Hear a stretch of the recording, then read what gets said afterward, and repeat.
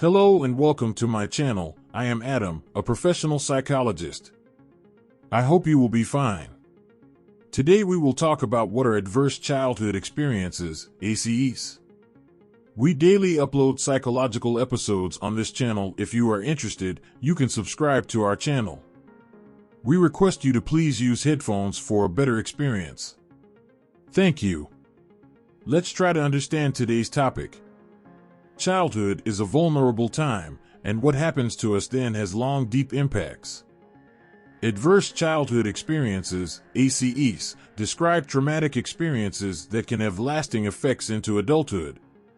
The more ACEs someone experiences, the more challenging they may be to overcome.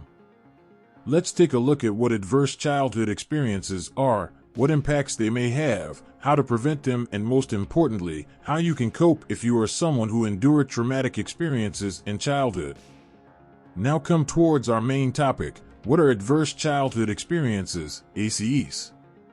Adverse childhood experiences, ACEs, are traumatic experiences that children experience before the age of 18 that can have lasting impacts on their mental health, physical health, and general well-being.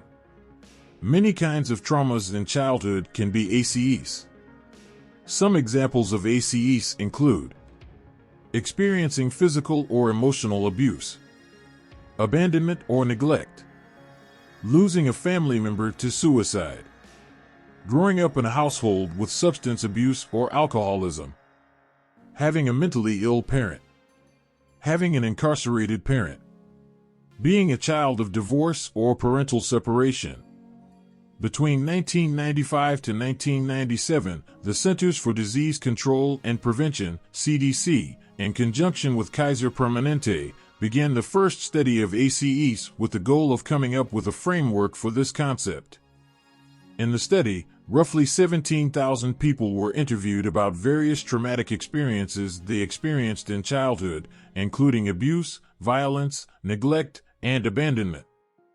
An estimated 66% of responders revealed that they'd experienced at least one ACE, 20% had experienced 3 ACEs. The researchers noted connections between experiencing ACEs and detriments to one's physical health years later, including heart disease and cancer. And these are the risk factors for adverse childhood experiences. ACEs don't happen randomly. A child's economic status, family history, and the kind of community they grow up in all come into play. Here are some of the factors that may make a child more likely to experience an ACE. Coming from a low-income family. Coming from a family with a low level of education. Growing up with high levels of family stress. Do you know how common are ACEs? Unfortunately, ACEs are not rare. According to the CDC, about 61% of adults experienced an ACE, and 1 in 6 adults have experienced 4 or more different ACEs. It's important to note that there are racial disparities when it comes to ACEs, with children of color experiencing more ACEs than white children. As per the National Conference of State Legislatures, about 61% of black children have experienced an ACE, and about 51% of Hispanic children have. On the other hand, 40% of white children had experienced an ACE, and 23% of Asian children had. What impacts do adverse childhood experiences have? All children live through difficult experiences at times, but with the right tools, they can learn from their experiences and become stronger. ACEs are traumas that are more difficult to overcome and that can leave lasting scars on a child, especially if the child is not supported through. ACEs can cause what is called toxic stress, which is where the stress that floods the body is so intense that it can cause changes to one's metabolism, immune system, cardiovascular system, as well as brain and nervous system. There is a cumulative effect when it comes to toxic stress, and the more ACEs a child experiences, the greater impact it can have on their mental and physical health.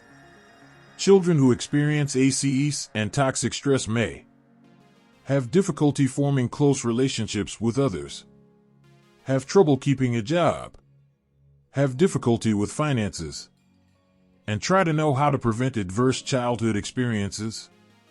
The good news here is that not every child is fated to experience multiple ACEs. Parents, community members, physicians, policymakers, and anyone who works with children have an obligation to prevent ACEs. According to the CDC, preventing ACEs in children includes several steps and is truly a group effort. Here are some of the top ways we can prevent ACEs in children. Policymakers can work toward increasing financial security for families and preventing food and housing insecurity. Workplaces can make their institutions more family-friendly and establish family leave policies. Communities and policymakers can protect against violence by promoting anti-violence campaigns and education. Professionals who work with families can teach positive parenting skills and teach socio-emotional learning.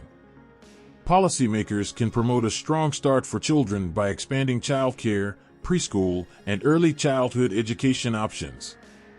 Communities can prioritize youth services, mentors for youth, and substance abuse recovery programs. We hope you enjoyed this episode. Please like this and share it with your friends. Please subscribe to our channel. Thanks for watching. Goodbye.